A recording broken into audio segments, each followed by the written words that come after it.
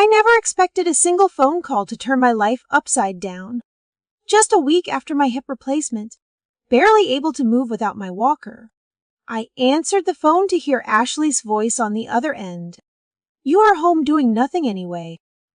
I am dropping the kids off for the week. Kevin and I need a break." Before I could even protest, the line went dead. My heart sank. I had just survived major surgery. My body was weak, and the thought of caring for 3 children seemed impossible, but there was no time to dwell. When the doorbell rang that afternoon, I peered through the window and saw Emma dragging her little brother's hand, Jake carrying the youngest, Lily, and bags of their weakest belongings trailing behind them. The weight of responsibility hit me instantly. I had spent decades caring for others as a nurse, but now I was facing a challenge unlike anything I would encountered: physical pain, exhaustion, and 3 children who had been left to fend for themselves far too often. As I opened the door, I realized something important. This was not just about babysitting. These children were frightened, neglected, and desperate for guidance. And deep down, I knew I could not let them down. Somehow, I would find the strength to care for them, to protect them, and to make this week a turning point in their lives. If you have ever faced an impossible challenge, or if you believe in standing up for those who can't stand up for themselves, stick with me. Subscribe to my channel and join me as I share this journey. The week that tested my limits showed me just how much love and determination can change lives.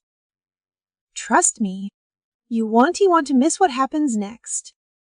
As the children settled into my living room, I took a moment to really look at them, beyond the obvious exhaustion etched into the little faces.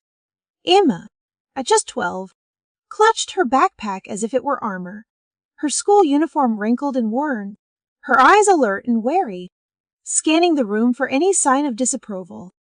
Jake, only 9, held his baby sister's hand protectively, his small frame tense as if bracing against a storm that no one else could see.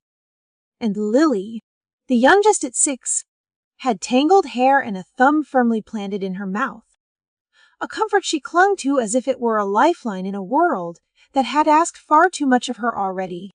My heart ached, but my nursing instincts kicked in immediately.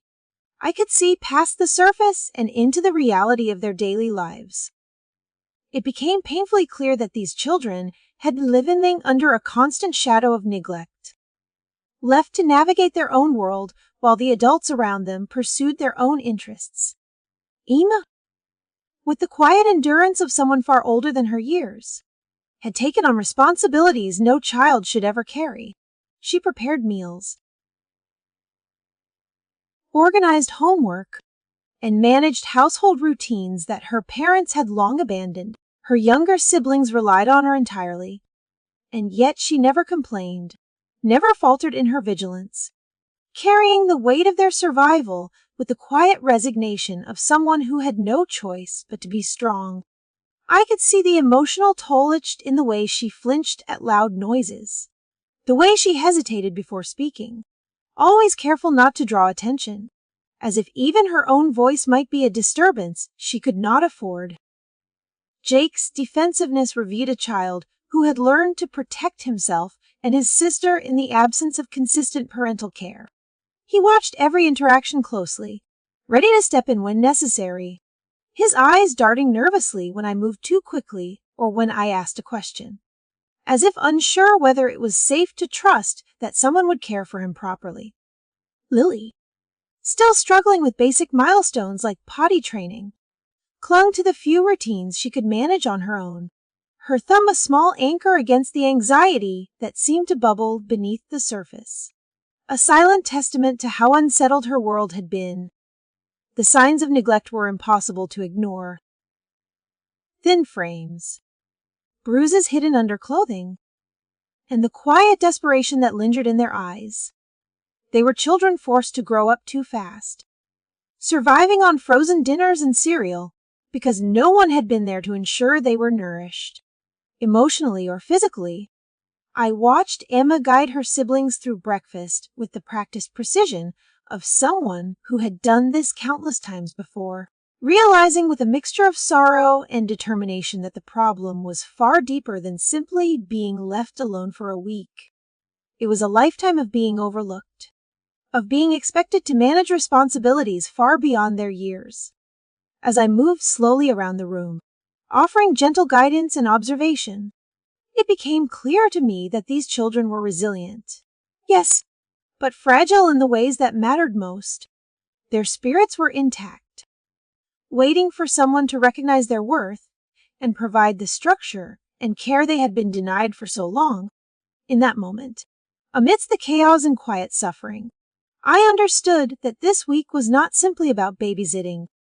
It was about stepping into a role that had been neglected, about giving these children a safe place to exist as children, and about preparing to fight for their well-being in a way that would leave a lasting impact on their lives. I knew that simply noticing the neglect was not enough. If these children were to be safe, I had to act with both strategy and caution. The weight of responsibility pressed on me as I dialed the number of Miss Thompson, a retired social worker who had lived in the neighborhood for decades and whose experience with children in crisis was unparalleled. Her voice, calm and measured, reassured me that I was not overreacting, that my concerns were valid, and that the first step was to document everything meticulously. We agreed that I would keep detailed notes of routines, meals, moods, and any incidents that suggested neglect or emotional distress, creating a timeline that could support any official intervention if necessary. While arranging for professional guidance, I also reached out to Mirs Keller, the neighbor whose house overlooked Ashley's backyard and whose keen observation skills I had come to trust over the years. I explained the situation carefully, emphasizing the need for discretion, and she agreed to keep an eye out, noting patterns of absence, the frequency of meals, and any visible signs of distress or illness in the children. It was not surveillance in the intrusive sense, but a protective measure to ensure that we had a full picture of the reality these children faced when I was not there. I felt a mixture of relief and unease, knowing that their safety depended not only on my care while they were in my home, but on careful monitoring when they returned to Ashley's custody. At the same time, I contacted my son Kevin's office. I needed to create a record through multiple channels, a trail that documented both my concern and the seriousness of the situation. Explaining the circumstances to his secretary, I was careful to convey the urgency without accusation, presenting facts, observations, and the steps I was taking to protect the children. Kevin, when he learned of it later, was both shocked and grateful, affirming that we would coordinate our efforts to ensure that the proper authorities could be involved if necessary. Every phone call, every note, every observation felt like a lifeline I was throwing to these children, a bridge between the neglect they endured and the support they desperately needed. Throughout this process, I never lost sight of the immediate needs of the children. Breakfasts became more than a routine. They were carefully prepared with nutrition and consistency in mind, creating a sense of normalcy they had not experienced in months. I helped Emma organize her homework, gently reminding her that it was okay to ask for help, that she was not alone in carrying the weight of the household. Jake's protective instinct softened as he saw that he did not have to manage everything, and Lily slowly began to explore her surroundings with curiosity instead of caution, her thumb occasionally retreating as she became comfortable in a space where she was safe. Evenings were filled with a quiet vigilance. I would record incidents, mark any unusual behavior, and cross-check observations with Miss Thompson's guidance. While the children laughed during playtime, there was a palpable sense of relief in the air, a small but significant shift from the tension and fear that had clung to them before. I realized that care was not just physical nourishment, but emotional reassurance, consistency, and presence, and that these children, despite the years of neglect, responded to that stability in ways that slowly rebuilt their trust. By the end of the week, the documentation was thorough, the evidence detailed and carefully maintained, and the children were beginning to show glimpses of the childhood they had been denied. I understood that the road ahead would not be simple, that the steps we had taken were only the beginning, but for the first time, I felt a measure of control over a situation that had long felt hopeless. The blend of careful observation,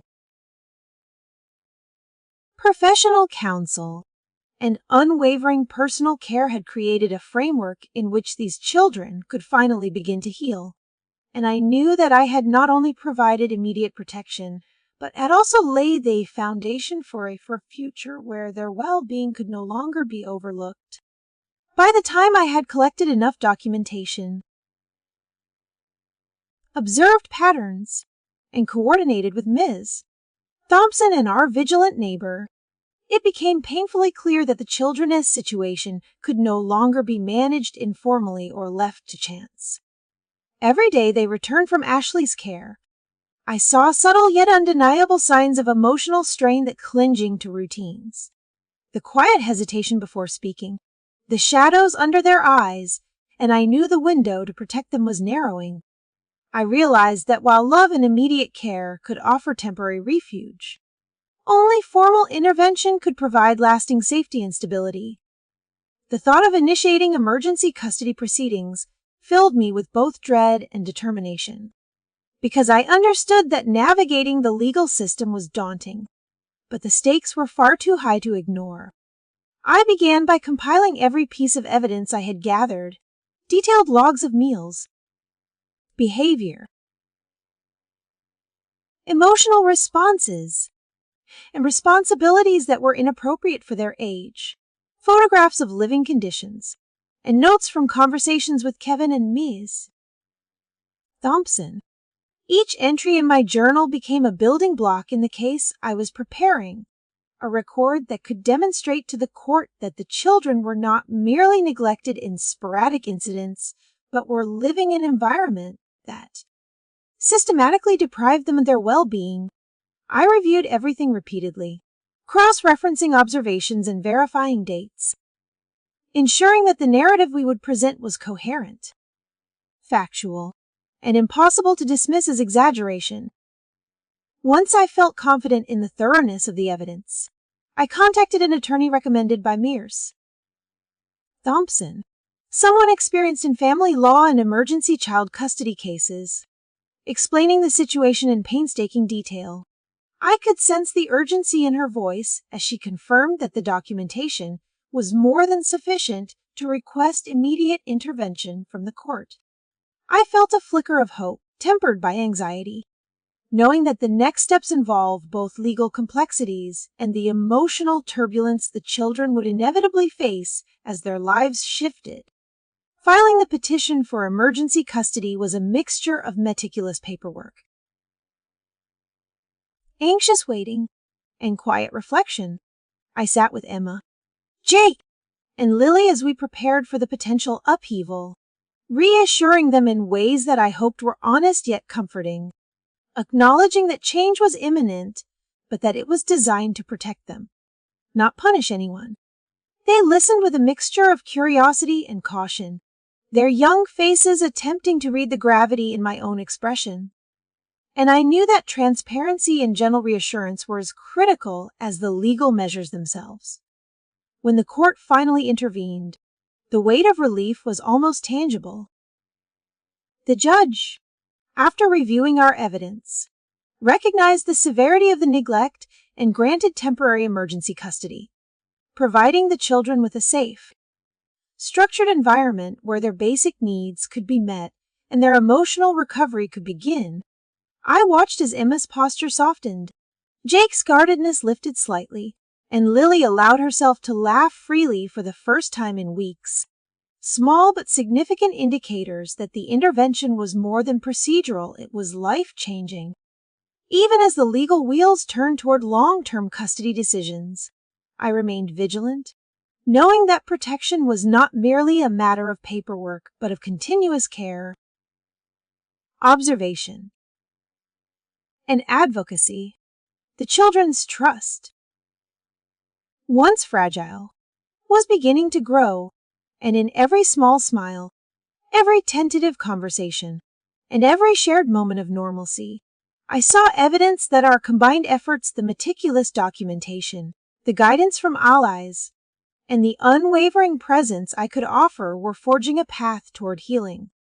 I realized that while the courtroom had provided authority, it was our compassion, patience, and perseverance that had truly shielded these children from further harm and opened the door to a future where they could finally experience the security, love, and childhood they deserved. In the days that followed the court's decision, I focused entirely on creating an environment where Emma, Jake, and Lily could feel safe, valued, and seen, aware that the trauma they had endured would not vanish overnight, but could begin to heal through consistent care and gentle routines.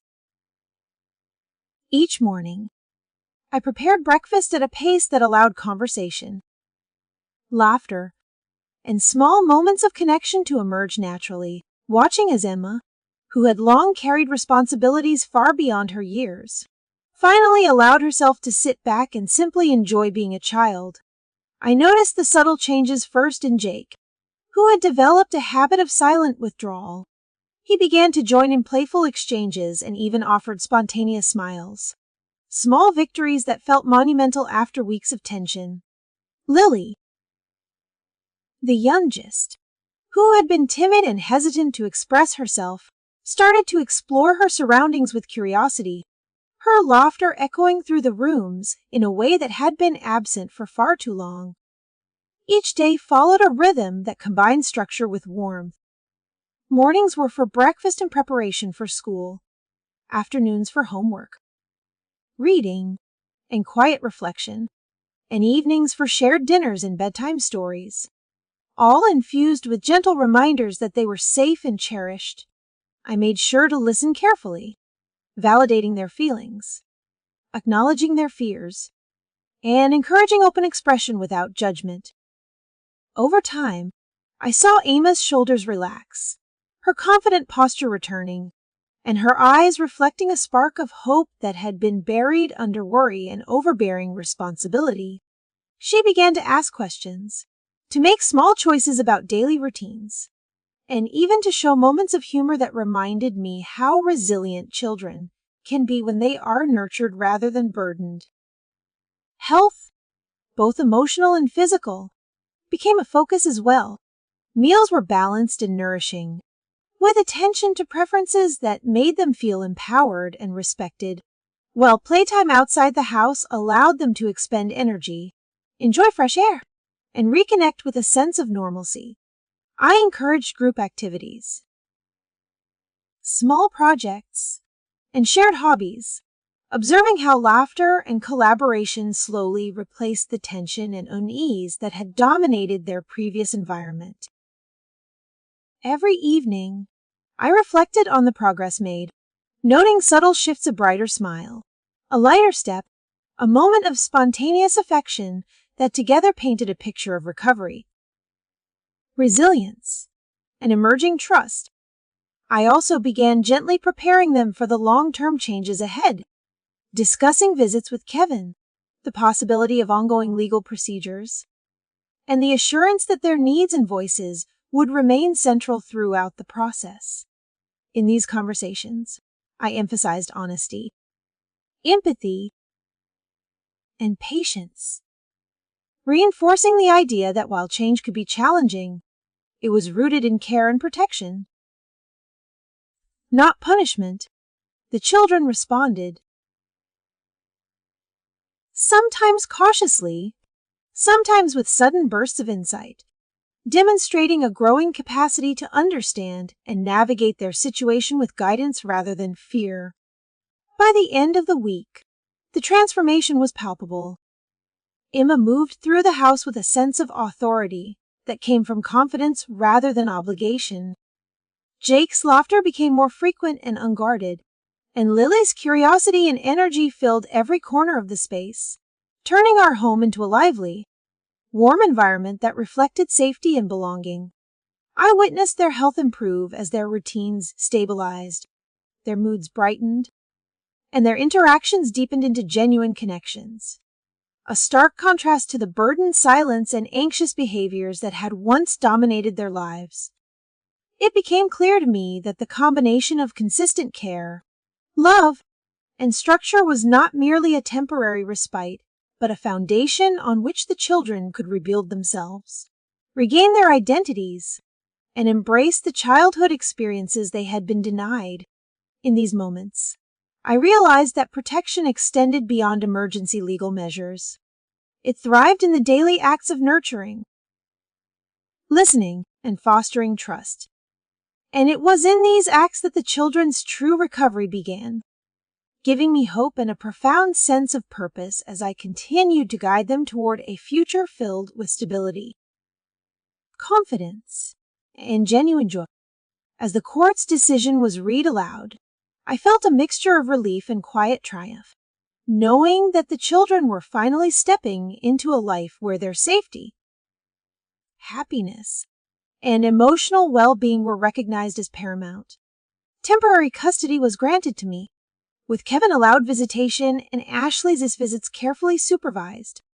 A structure designed to protect the children while slowly reintegrating their parents in a way that prioritized healing over fear. I watched Emma, Jake, and Lily absorb the news with cautious optimism, their small smiles and tentative gestures of excitement reflecting a trust that had taken weeks to rebuild but was now beginning to solidify into something lasting. In those moments, I realized that the journey we had embarked upon was not only about removing them from neglect, but about nurturing resilience, fostering trust, and giving them a space where childhood could feel safe and joyful again. Kevin stepped into his new role with surprising determination. The guilt he carried for not recognizing the depth of neglect weighed on him, but instead of retreating, he embraced the challenge of becoming a present and responsible father. I guided him gently, helping him navigate routines, emotional check-ins, and the subtle art of being consistent without overwhelming the children.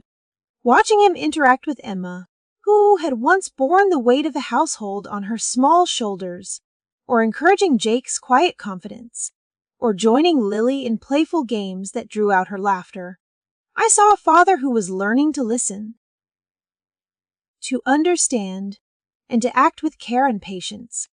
His growth was gradual but undeniable, a testament to the fact that positive change, even after neglect, is possible with dedication and support. The children flourished under this new balance. Emma's leadership transformed from responsibility-driven stress into compassionate guidance, and she began to mentor her younger siblings in a way that felt nurturing rather than burdensome. Jake discovered hobbies and friendships that had been overshadowed by anxiety, and Lily's energy and curiosity expanded into a genuine love of learning and play. Our days became filled with laughter, school achievements celebrated, meals shared without tension, and evenings spent in quiet comfort where everyone could feel heard and valued. Even during supervised visits with Ashley, the children displayed resilience, communicating boundaries with clarity while maintaining the possibility of connection, demonstrating a maturity that was both admirable and heartbreaking in equal measure. In reflecting on this journey, I realized that the work of care extends far beyond courtrooms and legal documents. It lives in everyday routines, in the gentle encouragements, the shared meals, the bedtime stories, and the unspoken reassurance that they are loved, protected, and worthy of joy. Each day, the children's confidence grew, their laughter became more spontaneous, and the sense of security we cultivated together began to root deeply in their hearts. I want to thank everyone watching for joining me on this story of resilience, courage, and transformation. If you have been inspired by the children's journey, by the importance of standing up for those who cannot protect themselves, or by the power of love and consistent care, please like this video. Subscribe to the channel for more stories that touch the heart, and share it to spread awareness of how compassion and action can change lives. Your support allows these stories to reach more people, reminding us all that every child deserves a safe and nurturing home. The path ahead will continue to hold challenges, but with a foundation built on love, accountability, and presence. I am confident that Kevin, Emma, Jake, and Lily are moving toward a future filled with hope, stability, and joy, and I am honored to walk beside them in every step of that journey.